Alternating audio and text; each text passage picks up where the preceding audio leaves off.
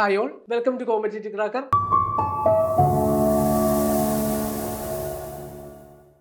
അപ്പോൾ നമുക്ക് നമ്മുടെ പ്രൊമോഷൻ ടെസ്റ്റിന്റെ ഒരു നോട്ടിഫിക്കേഷൻ വന്നിരുന്നു അല്ലേ? അപ്പോൾ അതിന്റെ ഡീറ്റെയിൽ ആയിട്ടൊരു സിലബസ് വന്നിട്ടുണ്ട്. അപ്പോൾ നമ്മൾ ഇന്ന് ഈ ഒരു വീഡിയോയിൽ ഉദ്ദേശിക്കുന്നത് ആ ഒരു സിലബസ് കൃത്യമായിട്ട് മനസ്സിലാക്കുക എന്നതാണ്.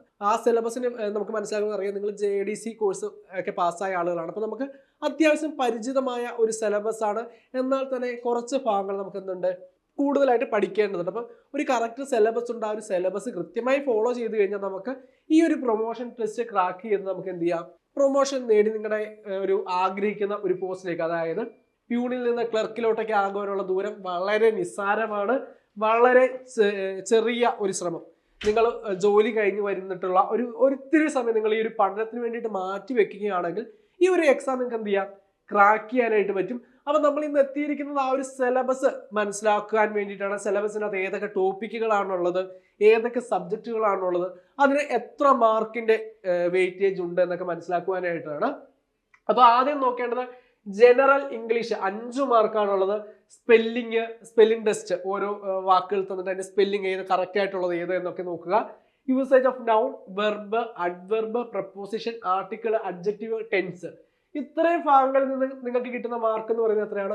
5 മാർക്കാണ് കേട്ടോ. 5 മാർക്കാണ് നിങ്ങൾക്ക് ലഭിക്കുക. അപ്പം അടുത്ത ഭാഗം എന്ന് പറയുന്നത് പൊതുവിജ്ഞാനം, GK ആണ് അല്ലെ. കറണ്ട് അഫയേഴ്സ് ഉൾപ്പെടുന്ന GK ഭാഗമാണ്. അവിടെ വരുന്ന കാര്യങ്ങൾ എത്രയാണ്? 10 മാർക്കിന്റെ ഒരു ചോദ്യങ്ങൾ ഉണ്ടാവും. ലോകം, ഇന്ത്യ, കേരളം, കല, കായികം, സാഹിത്യം, സാംസ്കാരികം, ഭരണവും ഭരണ സംവിധാനവും, സമകാലികം. GK നമുക്ക് കുറച്ച് വൈഡായ ടോപ്പിക്കാണ്. വേൾഡ്, ഇന്ത്യ, കേരള, അതിൻ്റെ അകത്ത് എന്താണ് ആർട്സ്, സ്പോർട്സ്, ലിറ്ററേച്ചർ, കൾച്ചർ, അങ്ങനെ ഒരുപാട് കാര്യങ്ങൾ നമുക്ക് മനസ്സിലാക്കാനായിട്ടുണ്ട്. 10 മാർക്കാണ് GKക്ക് വരുന്നത്. ഇനി ലഘുഗണിത ശാസ്ത്രം, 10ാം ക്ലാസ് പരീക്ഷയ്ക്ക് തത്തുല്യമായ ചോദ്യങ്ങൾ, അതും എത്ര മാർക്കിനാണ്? 5 മാർക്കിനുള്ള ചോദ്യങ്ങളായിരിക്കും നിങ്ങൾക്ക് ഉണ്ടാവുക. അപ്പം സഹകരണവും സഹകരണ അഡ്മിനിസ്ട്രേഷനും 10 മാർക്ക്. നമ്മുടെ കോർപ്പറേഷൻ ആൻഡ് കോഓപ്പറേറ്റീവ് പ്രിൻസിപ്പിൾസ് 10 മാർക്കിനാണുള്ളത്. അപ്പം അതിനകത്ത് എന്തൊക്കെയാണ് വരുന്നത്? സഹകരണ തത്വങ്ങൾ, അന്താരാഷ്ട്ര സഹകരണ സഖ്യം ICA അംഗീകരിച്ച ഡെഫിനിഷൻസ്, പിന്നെ മൂല്യങ്ങളും ധാർമ്മികതയും, കോഓപ്പറേറ്റീവ് കോമൺവെൽത്ത്, സഹകരണ തത്വങ്ങളുടെ ഉത്ഭവം, സഹകരണത്തിന്റെ സവിശേഷതകൾ, സഹകരണവും ജോയിന്റ് സ്റ്റോക്ക് കമ്പനിയും, മുതലാളിത്തം, സോഷ്യലിസം, കമ്മ്യൂണിസം എന്നിവയിലെ സഹകരണം ഒരു സന്തുലിത ഘടകം. നമുക്ക് മലയാളത്തിലായതുകൊണ്ട് ഭയങ്കര എന്താണ്, കുറച്ച് കഠിനമായ കടിച്ചാൽ പൊട്ടാത്ത വാക്കുകളൊക്കെ ആയിട്ട് തോന്നും. വളരെ സിമ്പിൾ ആണ് കേട്ടോ. നമ്മൾ നമ്മുടെ കോഓപ്പറേറ്റീവ് പ്രിൻസിപ്പലിനെ കുറിച്ചും ICA കുറിച്ചും ഒരു ബേസ് ലെവൽ കാര്യങ്ങൾ നമുക്കറിയാം. Corporation and other economic system, അതുപോലെ corporation and joint stock company, അവ തമ്മിലുള്ള ഒരു ഡിഫറൻസ്, അതുപോലെ corporation as a balancing factor, നമ്മൾ പരിചിതമായ കുറച്ച് കാര്യങ്ങളാണ് നമ്മുടെ കോർപ്പറേഷന്റെ ഭാഗത്ത് നിന്ന് വരുന്നത്. വളരെ ബേസ് ലെവൽ കാര്യങ്ങൾ മാത്രമേ ഉൾക്കൊള്ളിച്ചിട്ടുള്ളൂ. അപ്പം ആ ഒരു ഭാഗമാണ് ഒന്നാമത്തെ മോഡ്യൂളിൽ വരിക. രണ്ടാമത്തെ മോഡ്യൂൾ എന്ന് പറയുന്നത് ഇന്ത്യയിലെ സഹകരണ പ്രസ്ഥാനത്തിന്റെ പരിണാമം.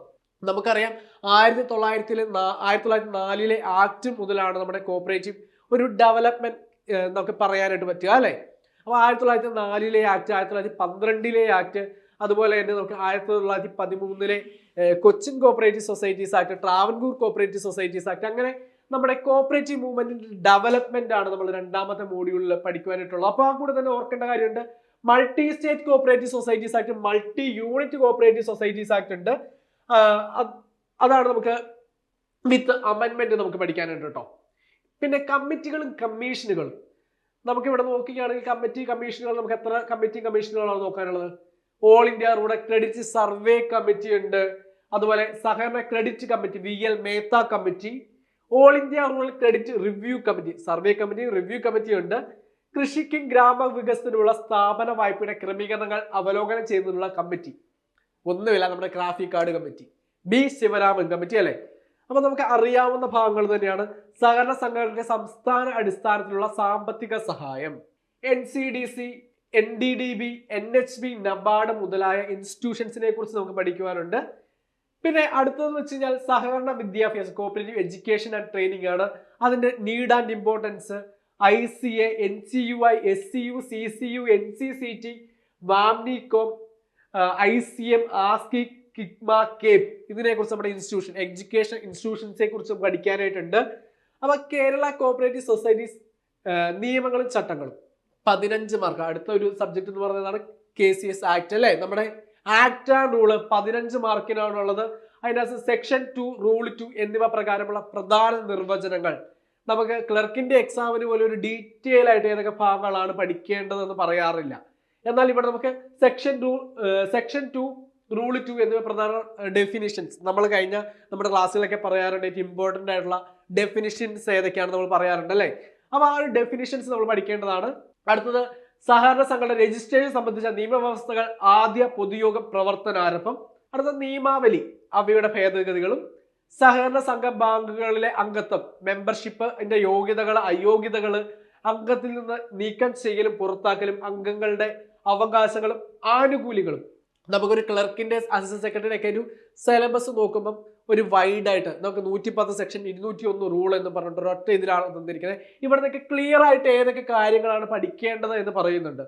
അടുത്തതൊക്കെ എന്താണ്, പൊതുയോഗം കൂടുതൽ, റെപ്രസെന്റേറ്റീവ് ജനറൽ ബോഡി, അതുപോലെ മാനേജിംഗ് കമ്മിറ്റിയുടെ എലക്ഷൻ, പ്രസിഡന്റിന്റെയും മറ്റ് കമ്മിറ്റി ഭാരവാഹികളുടെ തെരഞ്ഞെടുപ്പ്, അവരെങ്ങനെ പുറത്താക്കുന്നു, അതിനെ കുറിച്ചൊക്കെ നമുക്ക് പഠിക്കാനായിട്ടുണ്ട്. അടുത്ത സഹകരണ സംഘങ്ങളുടെ വിശേഷ അവകാശങ്ങൾ. അടുത്തത് സഹകരണ സംഘങ്ങളുടെ സ്വത്തുക്കളും ഫണ്ടുകളും, പരിശോധന, അന്വേഷണം, സർചാർജ്, വിധിക്ക് മുമ്പുള്ള അറ്റാച്ച്മെന്റ് ബിഫോർ ജഡ്ജ്മെന്റ് ആണ്. അടുത്തത് തർക്കങ്ങളും അവയുടെ പരിഹാരവും, ഡിസ്പ്യൂട്ട് ആൻഡ് സെറ്റിൽമെന്റ് അല്ലെ. അപ്പൊ ഈ ഒരു ഭാഗത്ത് നമുക്ക് എന്ത് വന്നിട്ടില്ല, ഓഡിറ്റിനെ കുറിച്ച് മെൻഷൻ ചെയ്തിട്ടില്ല. അടുത്തത് സഹകരണ സംഘങ്ങളുടെ സമാപ്തീകരണം, വൈൻഡിംഗ് അപ്പ് ആണ്. ഉത്തരവുകളും നടപ്പാക്കൽ, ഉത്തരവുകളുടെ നടപ്പാക്കൽ, അവാർഡുകളെ കുറിച്ചാണ് അല്ലെ. അപ്പീലുകൾ, പുനരവലോകനം, സഹകരണ ട്രിബ്യൂണലിന്റെ അവലോകനം എന്നിവയുണ്ട്. അടുത്ത സർക്കാരിന്റെയും രജിസ്ട്രാറിന്റെയും പുനരവലോകനം, തീരുമാനങ്ങൾ റദ്ദാക്കാനുള്ള രജിസ്ട്രാർമാരുടെ അധികാരങ്ങൾ. ഈ ഒരു മലയാളം കാണുമ്പോൾ നിങ്ങൾക്ക് ചെറിയ കൺഫ്യൂഷൻ വരും. കാരണം ലോ എന്ന് പറയുന്നത് എപ്പോഴും നമുക്ക് പൊതുവെ എല്ലാവരും കണ്ടിട്ട് ഇംഗ്ലീഷ് തന്നെയാണ്. അപ്പം അത് നമുക്ക് എന്ത് ചെയ്യാം, ഇത് ഒരു ഗവൺമെന്റ് ഉത്തരവാണ് അല്ലെ, സഹകരണ ഉത്തരവാണ്. മാതൃഭാഷയിലാണ് നമ്മുടെ സർക്കാർ ഉത്തരവുകൾ വരുന്നത്. അതുകൊണ്ടാണ് നമുക്ക് ഇങ്ങനെ ഒരു ഇതിൽ നിങ്ങൾക്ക് ഇത്തിരി ബുദ്ധിമുട്ടായിട്ട് തോന്നുന്നത്. ഒന്നും പേടിക്കാനില്ല. നമ്മുടെ ഇവിടെ എന്തുണ്ട്, ഇതിനെല്ലാം പറ്റിയ സൊല്യൂഷൻ. നിങ്ങൾ വർക്ക് ചെയ്യുന്ന ആളുകളാണെങ്കിൽ ഇപ്പോൾ നമുക്ക് ഇവിടെ ക്യാപ്സ്യൂളായിട്ട് നിങ്ങൾക്ക് ഈ ഒരു സിലബസ് കിട്ടും. നമ്മുടെ ലൈവ് ക്ലാസ്സിലും റെക്കോർഡ് ക്ലാസ്സിലും എന്തുണ്ട്, ക്യാപ്സ്യൂളായിട്ട് നമുക്ക് ഈ ഒരു സിലബസ് ഓറിയന്റഡ് ആയിട്ടുള്ള ക്ലാസ്സുകൾ കിട്ടും. നിങ്ങൾക്ക് ഒരു ടെൻഷനും ഇല്ലാണ്ട് നമുക്ക് എന്ത് ചെയ്യാം, ഈ ഒരു പ്രൊമോഷൻ ടെസ്റ്റ് ക്രാക്ക് ചെയ്ത് നിങ്ങൾ ആഗ്രഹിക്കുന്ന ഒരു ജോലി അല്ലേ. നിങ്ങളിപ്പം ഒരു പ്യൂണായിട്ട് നിൽക്കുമ്പോൾ നിങ്ങൾ കാണുന്ന സ്വപ്നം എന്താണ്, ക്ലർക്ക് ആവുക എന്നതാണ്. അതിന് മുകളിലേക്ക് നിങ്ങൾ സെക്രട്ടറി വരെ നിങ്ങൾ സ്വപ്നം കാണുന്നുണ്ട്. ആ സ്വപ്നങ്ങൾ സാക്ഷാത്കരിക്കുവാനായിട്ടാണ് നമുക്ക് നമ്മുടെ ഈ ഒരു പുതിയ ബാച്ച് വരുന്നത്. അപ്പൊ ബാച്ചിന്റെ ഡീറ്റെയിൽസ് ഞാൻ പറയാം. അപ്പൊ നമുക്ക് അടുത്ത ഭാഗത്തേക്ക് പോകാം. കേരളത്തിലെ വിവിധ തരം സഹകരണ സംഘങ്ങളുടെ രൂപീകരണവും പ്രവർത്തനവും 15 മാർക്കിനാണ് കേട്ടോ. അപ്പൊ നമുക്ക് ഏതൊക്കെയാണ്, ഗ്രാമീണ വായ്പ നൽകുന്ന ഏജൻസികൾ, ഗ്രാമീണ വായ്പ അനുവദിക്കുന്നതിൽ വിവിധ ഏജൻസികളുടെ സമീപനം എന്നിവ പഠിക്കാനുണ്ട്. അടുത്ത പ്രാഥമിക സഹകരണ സംഘങ്ങളുടെയും അതുപോലെ PCRDBയുടെയും പാക്സിന്റെ ഒക്കെ കാര്യങ്ങൾ പഠിക്കാനുണ്ട്. അടുത്ത എന്താണെന്ന് വെച്ചാൽ കാർഷികേതര credit, non agriculture credit societies, marketing societies, consumer societies എന്നിവയെ കുറിച്ചൊക്കെ നമുക്ക് പഠിക്കുവാനായിട്ടുണ്ട്. അപ്പോൾ ഒരു ഡീറ്റെയിൽ ആയിട്ട് പറയുകയാണെങ്കിൽ കെയർ ഫണ്ട്, റബ്കോ, റെയ്ഡ്കോ, കാംകോ, അതിൻ്റെയൊക്കെ ഡീറ്റെയിൽസ് എന്ന് നമ്മൾ എസ്റ്റാബ്ലിഷ് ചെയ്ത് ഏത് വർഷമാണ്, അവരുടെ പ്രൊഡക്റ്റ് എന്താണ്, അവരുടെ ഹെഡ് ക്വാർട്ടേഴ്സ് എവിടെയാണ്, അവർക്ക് എന്തെങ്കിലും പബ്ലിക്കേഷൻസ് ഉണ്ടെങ്കിൽ അതുകൂടി മനസ്സിലാക്കേണ്ടതാണ്. ഇപ്പൊ നമ്മൾ പറഞ്ഞു കൺസ്യൂമർ കോപ്പറേറ്റീവിന്റെ കാര്യം പറഞ്ഞു. ഇനി ആനന്ദ് മാതൃകാ സഹകരണ സംഘങ്ങൾ, ആപ്കോസ് അല്ലെ, ആപ്കോസിന്റെ പ്രവർത്തനം എങ്ങനെയാണ്, അതുമായി ബന്ധപ്പെട്ട കാര്യങ്ങൾ നമുക്ക് മനസ്സിലാക്കേണ്ടതുണ്ട്. അടുത്ത ഇൻഡസ്ട്രിയൽ കോപ്പറേറ്റീവ് സൊസൈറ്റീസ്, വ്യാവസായിക സഹകരണ സംഘങ്ങൾ, ഹാൻഡെക്സ്, കോയർഫെഡ്, ടെക്സ്ഫെഡ്, കാപെക്സ്, ഇതിനെ കുറിച്ചൊക്കെ പഠിക്കണം. അടുത്തത് SC/ST ഫണ്ട്, നമ്മുടെ ക്ലർക്കിന്റെ സിലബസിൽ ഏറെക്കുറെ ഈ ഒരു പാറ്റേൺ ആണ് വന്നിട്ടുള്ളത്. ഇനി ബാങ്കിങ്ങിലേക്ക് പോവുകയാണെങ്കിൽ ബാങ്കർ കസ്റ്റമർ റിലേഷൻഷിപ്പ്, ഓരോ കേസിലും ഇപ്പൊ ഡെപ്പോസിറ്റിന്റെ കേസ് ആയിക്കോട്ടെ, അല്ലെങ്കിൽ ലോണിന്റെ കേസ് ആയിക്കോട്ടെ, പ്ലെഡ്ജിന്റെ കേസ് ആയിക്കോട്ടെ, ലോക്കറിന്റെ കേസ് ആയിക്കോട്ടെ, അതൊക്കെ എന്തുണ്ട് നമ്മുടെ ഒരു സിലബസിലുണ്ട്. അതൊരു കോഡിലൂടെ നമുക്ക് ഓർത്തിരിക്കാൻ പറ്റുന്ന കാര്യമേ ഉള്ളൂ. നമ്മുടെ ക്യാപ്സുകളൊന്നും നിങ്ങൾ വിഴുങ്ങിയാൽ മാത്രം മതി. അടുത്തത് ഡെപ്പോസിറ്റ് അക്കൗണ്ടുകൾ, വിവിധ തരം ഡെപ്പോസിറ്റുകൾ ഏതൊക്കെയാണ് ഡിഫറെന്റ് ടൈപ്സ് ഓഫ് അക്കൗണ്ടുകൾ എന്നൊക്കെ പഠിക്കാനുണ്ട്. സോഷ്യൽ ഇൻവെസ്റ്റ്മെന്റുകൾ, അടുത്ത നെഗോഷ്യബിൾ ഇൻസ്ട്രുമെന്റുകൾ, promissory note, bill of exchange, cheque holder in due course, അതുപോലെ പേയ്മെന്റ് ഇൻ ഡ്യൂ കോഴ്സ് എന്നിവയൊക്കെയാണ് നമുക്ക് ബാങ്കിങ്ങിൽ അടുത്ത പഠിക്കാനുള്ള ഒരു ഭാഗം. ഇനി വായ്പകളും അഡ്വാൻസ്, ലോൺ ആൻഡ് അഡ്വാൻസസ് അല്ലേ, അതിന് വായ്പകളുടെ തത്വങ്ങൾ, വ്യത്യസ്ത തരം വായ്പകൾ, ഏതൊക്കെ വായ്പകളാണ് നൽകുന്നത് എന്നൊക്കെ നമുക്ക് പഠിക്കാനുണ്ട്. നിഷ്ക്രിയ ആസ്തികളുടെ കൈകാര്യം ചെയ്യൽ, NBA മാനേജ്മെന്റ് ഓഫ് NBA. നമുക്കറിയാം വരുമാനം കണ്ടെത്തൽ, ആസ്തികളുടെ തരംതിരിക്കലും കരുതൽ വയ്ക്കലും, ഇത്രയൊക്കെയാണ് നമുക്ക് ബാങ്കിങ്ങിൽ നിന്ന് വരുന്നത്. അതിനും 15 മാർക്കാണ് ഉള്ളത്. ഇനി അക്കൗണ്ടൻസിയിലേക്ക് പോവുകയാണെങ്കിൽ accountancy and audit of accounts ആണ് നമുക്കുള്ളത് അല്ലെ. 15 മാർക്കിനാണ് അത് വരുന്നത്. അപ്പൊ വിവിധ തരം അക്കൗണ്ടുകൾ, ഡിഫറെന്റ് ടൈപ്പ് ഓഫ് അക്കൗണ്ട്സ് ഒക്കെ പഠിക്കാനുണ്ട്. ബാങ്ക് അക്കൗണ്ടുകളുടെ പൊരുത്തപ്പെടൽ നടപടിക്രമം, ബാങ്ക് റീകൺസിലിയേഷൻ സ്റ്റേറ്റ്മെന്റിന്റെ പ്രിപ്പറേഷൻ ആണ് ഉദ്ദേശിക്കുന്നത്. പിന്നെ ഫൈനൽ അക്കൗണ്ട്സ് നമുക്കറിയാം, balance sheet, trading account, profit and loss അക്കൗണ്ടിന്റെ preparation, audit, different type of audit, audit fees എങ്ങനെ കണക്കാക്കാം, ലേവി ഓഫ് ഓഡിറ്റ് ഫീസ് ഒക്കെയാണ് ഇവിടെ വരുന്നത്. ഏറ്റവും അടുത്ത ടോപ്പിക് എന്ന് പറയുന്നത് കമ്പ്യൂട്ടർ ആപ്ലിക്കേഷൻ. 10 മാർക്കിനാണ് കമ്പ്യൂട്ടർ ആപ്ലിക്കേഷൻ വരുന്നത്. അപ്പൊ നമുക്ക് പൊതുവെ ഒരു ഫെമിലിയർ അല്ലാത്തൊരു ഭാഗമാണ് കമ്പ്യൂട്ടർ ആപ്ലിക്കേഷൻ. 10 മാർക്കുണ്ട്. പക്ഷെ ഒരു ഡെയിലി ലൈഫിൽ അല്ലെങ്കിൽ ഒരു ബാങ്കറെ സംബന്ധിച്ച്, ബാങ്കിൽ ജോലിയുള്ള ഒരാളെ സംബന്ധിച്ച് അറിഞ്ഞിരിക്കേണ്ട കാര്യങ്ങളാണ്. അപ്പം ഈ ഒരു പ്രൊമോഷൻ ടെസ്റ്റ് ക്രാക്ക് ചെയ്യാൻ വേണ്ടി മാത്രമല്ല, ആ ഒരു ജോലിയെ നിങ്ങൾക്ക് നന്നായിട്ടൊന്ന് ഷൈൻ ചെയ്യണമെങ്കിലും അറിയേണ്ട ഒരു ഭാഗമാണ് കമ്പ്യൂട്ടർ ആപ്ലിക്കേഷൻ എന്ന് പറയുന്നത്. അപ്പൊ ആ ഒരു രീതിയിൽ തന്നെ നിങ്ങൾ ഇത് പഠിക്കേണ്ടതാണ്. അപ്പം ഇതിന് വേണ്ടിയിട്ട് ഒരു ക്യാപ്സ്യൂളുമായിട്ടാണ് ഞാൻ വന്നിരിക്കുന്നത്. ആ ക്യാപ്സ്യൂൾ എന്താണെന്ന് നമുക്ക് നോക്കാം. അപ്പൊ ഞാൻ പറഞ്ഞ ക്യാപ്സ്യൂൾ ഇതാണ്. സബ് സ്റ്റാഫ് പ്രൊമോഷൻ ടെസ്റ്റിന് വേണ്ടി നമ്മൾ ഒരു പുതിയ ബാച്ച് സ്റ്റാർട്ട് ചെയ്യുകയാണ്. നമുക്ക് PDF നോട്ടുകളുണ്ട്, ലൈവ് ക്ലാസ് ഉണ്ട്, റെക്കോർഡഡ് ക്ലാസ്സുകളുണ്ട്. ഞാൻ പറഞ്ഞ ക്യാപ്സ്യൂളാണ്. നിങ്ങൾ വർക്ക് ചെയ്യുന്നവരാണ്, നമുക്കറിയാം. അതുകൊണ്ട് തന്നെ ഇതിന് വേണ്ട മെറ്റീരിയൽസ് ഒന്നും നിങ്ങൾ തപ്പി കണ്ടെത്തേണ്ട കാര്യമൊന്നുമില്ല. നമ്മുടെ സിലബസിന്റെ കറക്റ്റ് സിലബസ് അനുസരിച്ചുള്ള നിങ്ങളുടെ സ്റ്റഡി മെറ്റീരിയൽ ഉണ്ട്, ലൈവ് ക്ലാസ് ഉണ്ട്, റെക്കോർഡഡ് ക്ലാസ് ഉണ്ട്. ആ ഒരു പാറ്റേൺ നമ്മുടെ സിലബസ് കംപ്ലീറ്റ് ആയിട്ട് നമുക്ക് കവർ ചെയ്ത് നമുക്ക് എന്ത് ചെയ്യാം, ഈ ഒരു എക്സാം യോഗ്യത നേടാം അല്ലെ.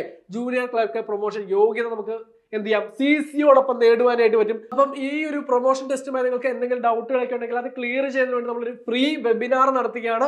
അപ്പൊ ഡേറ്റ് എന്താ നമുക്ക് നോക്കാം. ജൂലൈ 28-ാം തീയതിയാണ് രാത്രി 9 മണിക്കാണ്. നമുക്ക് ആതിര മിസ് ആണ് വരുന്നത്. അപ്പൊ നിങ്ങൾക്ക് എന്തെങ്കിലും ഡൗട്ടുകൾ ഉണ്ടെങ്കിൽ ഇതുമായി ബന്ധപ്പെട്ട് എങ്ങനെ അപ്ലൈ ചെയ്യണം, അതുമായി ബന്ധപ്പെട്ട് എന്തൊക്കെ കാര്യങ്ങളാണ് ശ്രദ്ധിക്കേണ്ടത്, ഈ ഒരു സിലബസ് എങ്ങനെ കവർ ചെയ്യാം, ഏതൊക്കെ ടോപ്പിക്കിനാണ് ഇമ്പോർട്ടൻസ് കൊടുക്കേണ്ടത് നിങ്ങൾക്ക് മനസ്സിലാക്കുവാനായിട്ട് എന്ത് ചെയ്യാം, നമ്മുടെ ഈ ഒരു ഫ്രീ വെബിനാർ നിങ്ങൾക്ക് പങ്കെടുക്കുവാനായിട്ട് പറ്റും. അപ്പൊ ഈ ഒരു വെബിനാറിൽ പങ്കെടുക്കുവാൻ താല്പര്യമുള്ളവർ എന്ത് ചെയ്യുക, നമ്മൾ താഴെ ഒരു ഗൂഗിൾ ഫോം കൊടുത്തിരിക്കാം.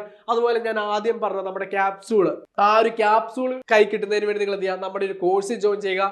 അതിന് കോഴ്സ് ജോയിൻ ചെയ്യാനും അതിന്റെ ഡീറ്റെയിൽസിന് വേണ്ടിയുള്ള ലിങ്ക് ഞാൻ എന്ത് ചെയ്യാം, ഈ ഒരു കമന്റ് ബോക്സിൽ കൊടുത്തിരിക്കാം.